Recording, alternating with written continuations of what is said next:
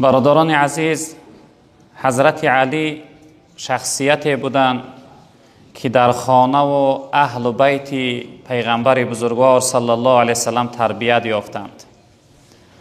حضرت علی شخصیتی هستند که از کودک ها، یعنی از جوان ها، یکمین شخصیتی که به پیغمبر بزرگوار ایمان آوردند حضرت علی بودند.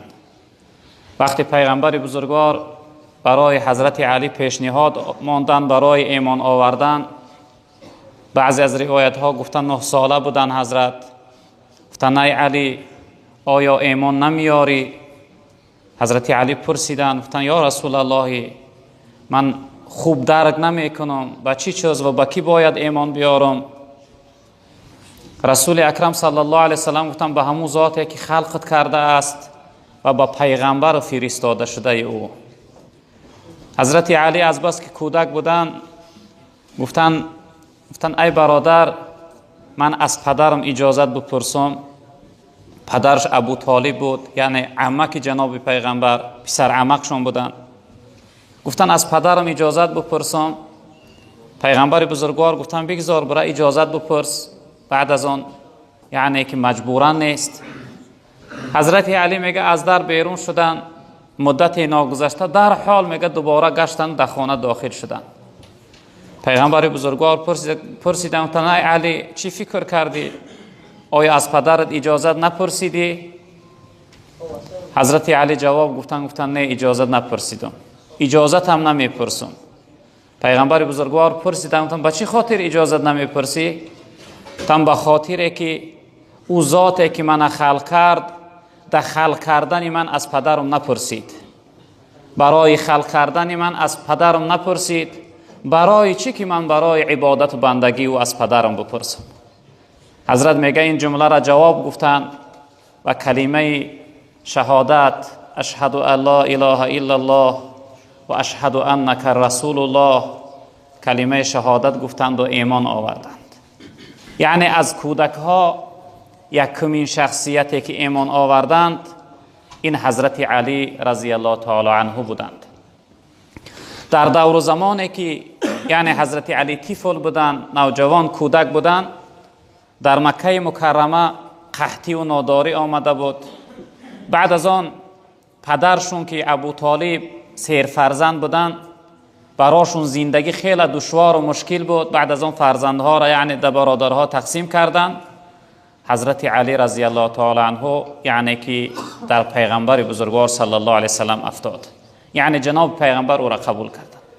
حضرت علی پیغمبر بزرگوار صلی الله علیه وسلم از سین کودکی، از سین یعنی خردسالی یعنی که به عهده خود گرفتن و تربیت کردند.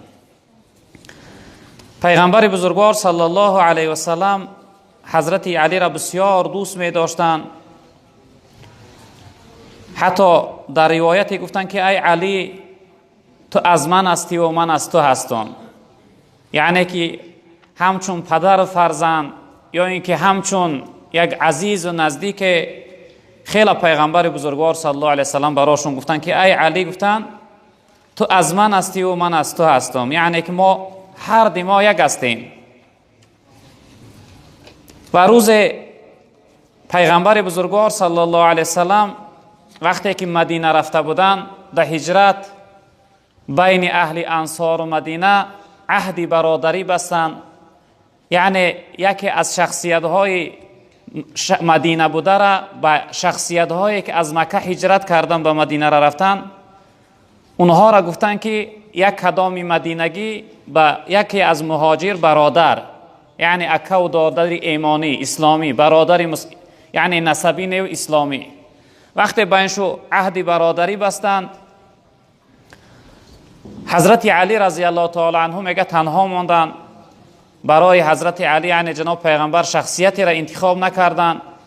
حضرت میگه بسیار غمگین شدن، حتی چشمهای مبارک درونهای چشمها پر از آب شد، پر از آبی دیده شد. بعد از آن گفتن یا رسول الله برای هر یک یعنی برادرهای من یک دوست و برادر از اهل انصار و مدینه اختیار کردی، برای من برادر اختیار نکردی. پیغمبر بزرگوار صلی الله علیه وسلم به سوی حضرت علی جواب گفتن انت اخی فی الدنیا والآخره. گفتن ای علی تو برادر من هستی، هم در دنیا هم در آخرت. یعنی که اگرچه برای شما من از اهل مدینه انتخاب نکردم، شما غمگین نباشه، هم برادر شما در دنیا هم در آخرت من هستم، هم پسر عمکشون بودن. در وصف این شخصیت پیغمبر بزرگوار صلی الله علیه وسلم می‌فرمایند که لا يحب علیا منافق ولا یبغضه مؤمن. تن حضرت علی را یعنی دوست نمی‌داره، بد می‌بینه، فقط و فقط شخصیت منافق. انسان منافق حضرت علی را گفتن بد می‌بینه و دوست نمی‌داره. حضرت علی را یعنی دوست می‌داره و بد نمی‌بینه مگر شخصیت مؤمن. یعنی که دوست دارنده حضرت علی پیغمبر بزرگوار صلی الله علیه وسلم تن که کی هست؟ این مؤمن است. مؤمن حضرت علی را دوست می‌داره و منافق حضرت علی را بد می‌بینه. یعنی که جناب پیغمبر از حد زیاد دوست می‌داشتن. احساسات های بود که پیغمبر بزرگوار نسبت به این شخصیت بزرگوار میگفتن، یعنی به این یار چهارم، هم پسر عمکشون بودن. در دوام این یگانه جگرگوشه شانه حضرت فاطمه که دختر جناب پیغمبر صلی الله علیه وسلم بودن، جناب پیغمبر صلی الله علیه وسلم در عقد نکاح حضرت علی داخل کردن، یعنی حضرت علی را دادند. هم پسر عمکشون بودن، هم دامادشون بودن، هم در خانه پیغمبر بزرگوار یعنی بوایه رسیده بودن، تربیت یافته بودند. در روایت دیگر پیغمبر بزرگوار صلی الله علیه وسلم در وصف این شخصیت می فرماید که من کنت مولاه فعلی مولاه.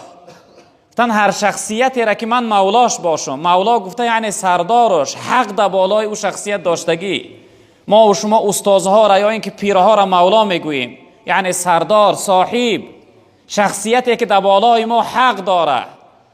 جناب پیغمبر گفتن که هر شخصیتی را که من مولای او باشم، در بالاش حق داشته باشم، علی هم مولای او شخصیت است. علی هم یعنی برای او شخصیت در بالاش حق داره و حقدار است. راهشون قاریه کنه بچه جون بیایه. و پیغمبر بزرگوار صلی الله علیه وسلم بار در غزوه ها که غزوه تبوک میگفتن، یعنی بین مسلمان ها و غیر مسلمان ها جنجال میشد، پیغمبر بزرگوار لشکر تشکیل کردن، لشکر آماده کردن برای غزوه. اما حضرت علی رضی الله تعالی عنه را گفتن که ای علی، شما در مدینه همراهی اهل بیت ما باقی میمانه، یعنی برای نگهبانی اهل بیت، برای نگهبانی یعنی خاندان پیغمبر بزرگوار و برای نگهبانی و رهبری و راهنمایی اهل مدینه، گفتن شما تا آمدن ما را در مدینه باقی میمانه. حضرت علی رضی الله تعالی عنه میگه بسیار ناراحت شدن، بسیار غمگین شدن. به سوی پیغمبر بزرگوار گفتن یا رسول الله تخلفونی فی النساء و الصبیان. تن یا رسول الله من همراهی زنها و طفلها باقی میگذاری؟ یعنی من همراهی شخصیت های که سست هستند، ناتوان هستند. این سخن دلالتی غیوری و یعنی به شجاعتی حضرت علی را داره. تن یا رسول الله من مردی شجاع هستم، به غیرت هستم، من مردی جنگی هستم، در تمام غزوه ها اشتراک کردم، همه صورت هر کسی که در مقابلم آمد قامت او را در خاک زدم. امروز که باشه یا رسول الله من مثل زنها و طفلها باقی میگذاری؟ پیغمبر بزرگوار صلی الله علیه وسلم یک جمله زیبا براش گفتن اما ترضى ان تكون مني بمنزلة هارون من موسی غیر انه لا نبی بعدی. گفتن ای علی، آیا تو راضی نمیشوی که برای من مثل حضرت هارون برای حضرت موسی باشی؟ حضرت هارون یعنی جاینشین حضرت هارون پیغمبر بودن. اکثر وقت حضرت موسی حضرت هارون یعنی در امر خودش، در کارهای خودش جاینشین میگذاشتن، یعنی امر برای او میکردن کارهای حضرت موسی را پیش میبردن. پیغمبر بزرگوار گفتن ای علی تو نمیخواهی که برای من مثل حضرت هارون برای حضرت موسی باشی؟ اما بعد از من دیگر نبوت نیست، دیگر پیغمبری نیست که تو همچون پیغمبر، اما تو پیشبرنده کارهای من هستی.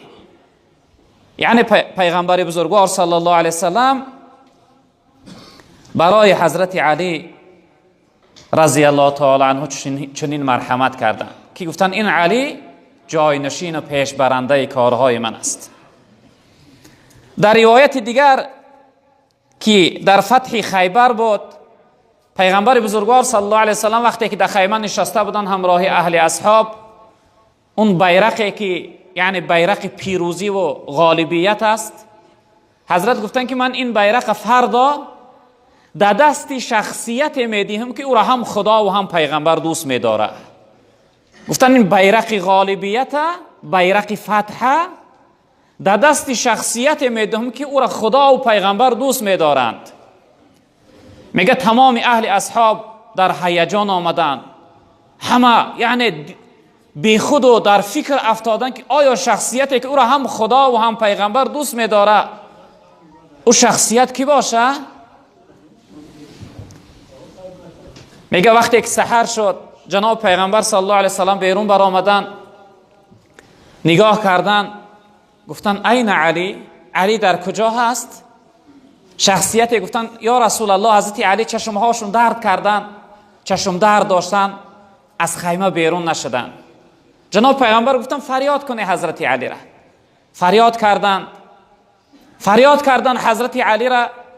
پیغمبر بزرگوار صلی الله علیه وسلم یعنی اون فتح خیبر، بیرقی یعنی غالبیت و فتح در دست حضرت علی رضی الله تعالی عنه دادند. این حدیث هم دلالت داره که حضرت علی رضی الله تعالی عنه شخصیتی هست که ولی خدا هست، دوستدار پروردگار و دوستدارنده رسول اکرم صلی الله علیه وسلم است. حضرت علی شخصیتی بودند که هم خدا و هم پیغمبر این شخصیت دوست می داشتند. و برای حضرت یک کنیت، یک لقب بود که او را جناب پیغمبر تنها میگه براش لقب میگرفت، ابو ترابش میگفت، فرزند خاکالو یا اینکه پدر خاکالو. باره سبب این یعنی کنیت و لقب گیری را گفتن حضرت علی همراهی حضرت فاطمه در خانه چی کمبودی زندگی بینشون افتاد، بینشون جنجال شد.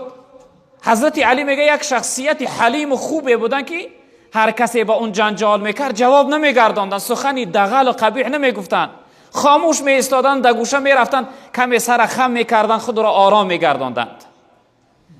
وقتی پیغمبر بزرگوار صلی الله علیه وسلم میگه سراغ حضرت علی رفتن، از دخترشون یگانه جگرگوشهشان حضرت فاطمه رضی الله تعالی عنها پرسیدن، گفتن علی در کجا هست؟ حضرت گفتن که یا رسول الله، گفتن بین ما و علی کمی خفگی و نافهمی شد، بینمون جنجال شد. حضرت علی از خانه برآمده رفت. جناب پیغمبر میگه از خفا سراغشون برآمدن، پرسیدن شخصیت های را، گفتن یا رسول الله، علی حضرت علی داخلی مسجد شده بودن. پیغمبر بزرگوار صلی الله علیه وسلم آمدن که حضرت علی در بالای در یک گوشه مسجد در بالای خاکها خواب است، یک بری تنش خاکالو شده است. جناب پیغمبر بیدار کردن، دیدن که بدن مبارک خاکالو هست. گفتن قوم یا ابا تراب، بخیز. گفتن قائم شو، بخیز ای فرزندی خاکالو، ای پسری خاکالو، ای بچه خاکالو، بخیز. و پیغمبر بزرگوار میگه با دستای مبارکشون بری بدن بری تنه حضرت علی پاکیزه کردن. حضرت علی میگه این لقب بسیار برای خودشون دوست می‌داشتن، چون که جناب پیغمبر لقبشون گذاشته بودن که ای بچه خاکالو. این لقب برای خودشون بسیار دوست می‌داشتن. غیرتی که حضرت علی داشتن، فقط اینجا من یک حالت خیلی حساس و خطرناک مثال بیارم. وقتی که پیغمبر بزرگوار قصد هجرت کردن از جانب خداوند، براش امر شد که ای محمد صلی الله علیه وسلم باید که از مکه بیرون شوی، چون که اون بدبخت های مشرک ها نقشه کشیدن، 12 نفر سردارهای قبیله جمع زدن، گفتن این شب باید ما محمد بکشیم، باید کارش یسره کنیم. ای از بیگان را از راهش نگشت. جناب پیغمبر دبالین بودن، یعنی شب بود، که خداوند حضرت جبرائیل امر کرد، گفت برو حبیب ما بگو که از مکه بیرون شود که این بدبختا قصد کشتنش دارن. وقتی که حضرت جبرائیل برای پیغمبر بزرگوار دستوری هجرت داد، یگانه میگه پیغمبر بزرگوار حضرت علی فریاد کردن. جناب پیغمبر بسیار میگه شخصیتی یعنی به فهم بودن، به فکر بودن، حکیم بودن، به حکمت بودن. حضرت علی فریاد کردن، گفتن یا علی به چند سبب تو باید در جای من بیستی. یعنی اون بالین یک پیغمبر، جاگهی که جناب پیغمبر خواب است، گفتن حضرت علی را که ای علی، گفتن در این جای من خواب می روی و این جامعه که من در بالام بار میکنم در بالات بار میکنی. به چی خاطر؟ به خاطر که هر وقتی که یعنی مشرکین از اون مهری و تریزه نگاه کردن، میبینن که در جای جناب پیغمبر شخصیت خواب است، دل اونها آرام میگیره. مشرک های عرب میگه یک عادت داشتن که برای خودشون شب کشتن نامردی میدانستن. گفتن تا سحر میستیم، صبحی که دمید می درای محمد یعنی کارش یکسره میکنیم صلی الله علیه وسلم. قصه کوتاه پیغمبر بزرگوار حضرت علی دعوت کردن، گفتن یکم یعنی شرط برای ایستادن این که در جای من خواب میره، دل اینها آرام بگیره تا اینکه ما از مکه چقدر دور شویم، جدا شویم. دویم شرط ایستادن تو همین است که در این گوشه خانه من این مالها از این مشرک ها باقی امانت هستند. من ببینه برادر است که جناب پیغمبر بد میدیدن، دشمن میدانستن، اما از روی باوری بودن یعنی امین بودنش مالهاشون در جناب پیغمبر امانت میگذاشتن. میگفتن ای محمد صلی الله علیه وسلم، ما دیگر انسانی باوری نداره هم مالهای ما در نزد تو امانت بمانه. جناب پیغمبر به سوی حضرت علی گفتن که ای علی، اینش مال فلانی است، اینش مال فلانی است، اینش مال فلانی است. بعد از رفتن من اینها را در صاحبهاشون میرسونی. حضرت علی در اون بستر خواب رفتن. جناب پیغمبر قصه کوتاه برا آمدن حضرت ابوبکر را گرفتن به غار ثوره که از یعنی بگیم خانه به غار ثوره حاجی ها میگن تقریبا 5 کیلومتر است، خیلی دور است. خیلی رفتن. این لحظه بدبخت شیطان لعین میگه خدا به صورت انسان کرد، اومد اینها را هر کدومش از کتفشون لرزان، گفت بخیزه سید شما از دام تو رفت. او شخصیتی که در قصدش بوده برآمده رفت. میگه اینها وقتی درها را از اون مهری نگاه کردن، دیدن که در جای جناب پیغمبر خواب است، بیشتر شخصیتی خواب است. حتی راوی میگه که ابو جهل یک یعنی چپلاق زد شیطانه، گفت بدبخت ما را فریب میکنی، محمد خواب است در جاش. بعد میگه گفت سرهاتون بخپید. جناب پیغمبر وقتی از خانه بیرون شد، میگه دست مبارکش کمی خاک گرفت. حضرت جبرائیل فرمیده بودش آیتی که یکم مبینی سوره یاسین است، و جعلنا من بین ایدیهم سدا و من خلفهم سدا فاغشیناهم فهم لا یبصرون. این آیت تلاوت کرد، میگه در اون خاک شوف کرده، در سرهای اون کافرها کمی ریخت. وقتی میگه سرها را قپیدن، همه سرها خاک آلود است. بعد شیطان گفت وای به حال شما، گفت محمد شما را گفت که خاک در سرتون برآمده رفت. قصه کوتاه زدن در آمدن که دیدن در جای جناب پیغمبر صلی الله علیه وسلم که از حضرت علی است. این یکی از شجاعت و غیرت حضرت علی بود. این خوابی خیلی خطرناک بود در جای جناب پیغمبر. شاید به اختیار می در آمدن و حضرت علی هم نگاه نکرده می کشتن. این یکی از غیرت، یکی از جان فدایی حضرت علی رضی الله تعالی عنه بود که در بستری که پیغمبر بزرگوار صلی الله علیه وسلم خواب کرد. قصه کوتاه در تمام غزوه هایی که در حالت نازکی و مشقت و دشواری که در بالای مسلمان ها میگذشت، حضرت علی در او اشتراک کرده بود، غیر از غزوه تبوک. در تمام غزوه ها حضرت پیشرفت بود. هر شخصیتی که در مقابل حضرت ایستادگی میکرد، قامت او را در خاک میزد، قامت او را میشکست. چقدر حضرت به غیرت بودند، چقدر حضرت شجاع بودند، چقدر دلی یعنی ناترس و بی‌ترس داشتند. حیات عمر همراهی جناب پیغمبر صلی الله علیه وسلم و پیغمبر بزرگوار او را دوست می داشتند. همچون امین، همچون جاینشین جناب پیغمبر صلی الله علیه وسلم بودند. و حضرت بعد از گذشتن حضرت عثمان در زمان کم اختلافات گذشته بود، جای گفتار اونها نیست. حضرت خلیفه شدند، دوام 4 سال خلافت کردند، 4.5 سال خلافت کردند. بعد از آن از نقشه این دشمن ها حضرت هم در راه خدا روز از خانه طهارت کردن، نمازی بامداد می آمدن. در راه کشته شدند. یعنی که حضرت علی رضی الله تعالی عنه هم در راه یعنی خدا، در راه دین خدا کشته شدند. یعنی تا آخرین لحظه حیاتشون حضرت در اسلام و در دین اسلام خدمت کردند. خدمت‌های زیاده کردند حضرت در دین اسلام. اکنون اینجا فقط یک چیزی را من مثال میارم. از جناب پیغمبر از نسل فرزندای پسرش در دنیا یعنی ذریه باقی نمانده است. یگانه از نسل دخترش که فاطمه هست و از نسل حضرت علی که از یعنی سلسله حضرت امام حسن و امام حسین و یعنی زین العابدین و این چنین امام جعفر چنین آمدگی، یگانه سیدزاده هایی که امروز در دنیا باقی مانده است یعنی از اولاد پیغمبر باقی مانده هستند، اینها از ذریه کی هستند؟ از ذریه حضرت علی رضی الله تعالی عنه هستند. ما و شما باید که این سیدزاده هایی که در بین ما هستند به خاطر پیغمبر بزرگوار صلی الله علیه و سلم اینها را دوست بداریم و احترام کنیم. یک قصه را کوتاه من نقل میکنم. حضرت شمس الدین ذهبی رحمت الله علیه یک قصه آورده است. میفرمایند که در یک زمان یکی از انسانهای صالح بود که خود سیدزاده بود، همسرش هم سیدزاده بود یعنی اولاد جناب پیغمبر بود. این شخصیت خودش وفات کرد، همسرش همراهی 3 طفل یتیم میگه باقی ماندند. زمان قحطی آمد. این شخصیت میگه این زنی که بگیم اکو همراهی بیوزن مان، همراهی طفلهای یتیمش، نزد امیر شهرش رفت. از او بسیار التماس کرد، گفت من یک زنی تنها هستم، شوهرم وفات کرده است، من یاردم که دستگیری کن. حتی میگه با حالت رسید گفت من سیدزاده هستم، من اولاد جناب پیغمبر هستم.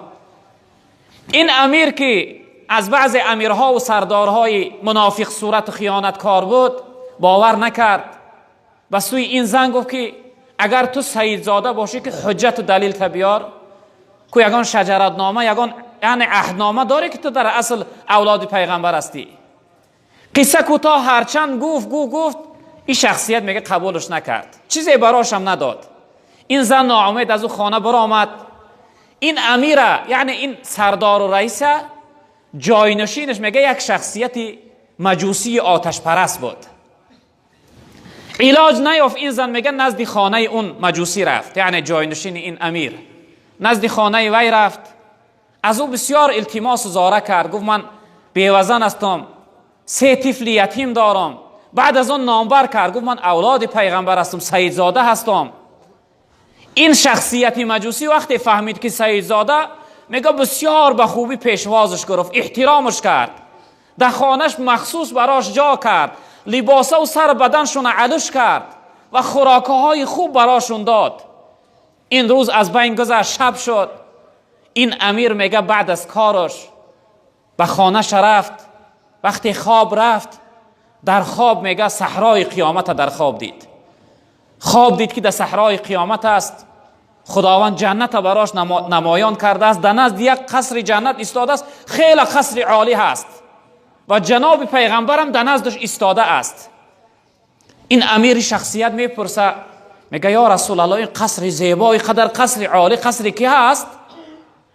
جناب پیغمبر صلی الله علیه و سلم میگه این قصر از یک امتهای من است، از یک مسلمانهای امتی من است.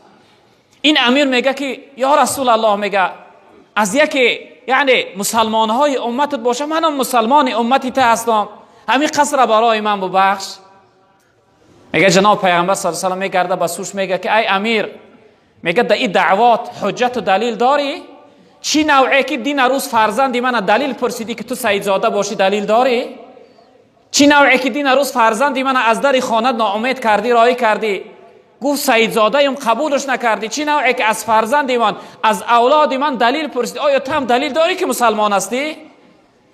این شخصیت میگه یک تکان خورد، از خواب بیدار شد، سر و بدنش وجودش عرق کردگی وجود میلرزه، از خانه بیرون شد. در حال میگه خدمتگارها را پرسید شب است، گفت همون زنی که نزد من آمد در کجا هست؟ در حال جستجو کردن، گفتن در خانه فلانی جاینشین شما مجوسی است، آتش پرست. میگه این شخصیت در حال خود میگه دوان آمد به پس در خانه ای را زد. این جاینشین امیر بر آمد از پیش راهش و حضرت مرحمت بفرمایه، بسیار التماس کرد، گفت همون مهمان ها تا برای من بوده، همون مهمان ها را بوده که ده من برم در خانم عزت کنم، قدردانی کنم که چه مهمان های بزرگ بودن من به قدرشون نرسیدم. این مجوسی گفت که حضرت هرگز من این مهمان ها ما برای تو نمیتیم. گفت با چی خاطر؟ گفت به خاطره که همون لحظه که جناب پیغمبر شما را جواب داد و قصر نداد، همون لحظه جناب پیغمبر من فریاد کرد قصر برای من بخشید. همون خوابی که دیدی او خواب منم دیدم، از خوابم بیدار شدم، آمدم لبی دامن این زن گرفتم و کلمه شهادت گفتم، ایمان آوردم. همون لحظه که جناب پیغمبر شما را جواب داد و قبول نکرد، همون لحظه جناب پیغمبر من دعوت کرد و قصر برای من بخشید. هرگز گفت این مهمان ها ما برای شما نمیدیم. یعنی که ما و شما هم باشیم برادرای عزیز بزرگوار، سیدزاده هایی که در بین ما سلسله اولاد پیغمبر مانده اند، صالح ها و خوب هاش به خاطر خدا دوست بداریم، احترام کنیم، قدردانی کنیم. حتی روایت میکنن وقتی که حضرت امام حسین چقدر ظالمانه و بیرحمانه کشتن، یکی از یهودی ها میگه دید که در سر یک نیزه سر یک جوان زیبا زدگی میبرن، پرسید گفت این سر کی هست؟ گفتن سر امام حسین. گفت امام حسینش کی هست؟ گفتن نبیره جناب پیغمبر، فرزند حضرت علی. میگه سرش خپید، گفت وای به حال شما. گفت از حضرت موسی یک نعل خر مانده است، ما هر سال میریم او را بوسه میکنیم، در دیده هامو میشکیم. نخواه که شما با اولاد پیغمبر تو چنین معامله کنی، نخواه که شما با اولاد پیغمبر تو چنین مناسبت کنی. و همین خاطر برادرای عزیز بزرگوار، ما اولاد پیغمبر بزرگوارمون دوست بداریم، تمام چاریارها را دوست بداریم، تمام اصحاب بزرگوار را دوست بداریم.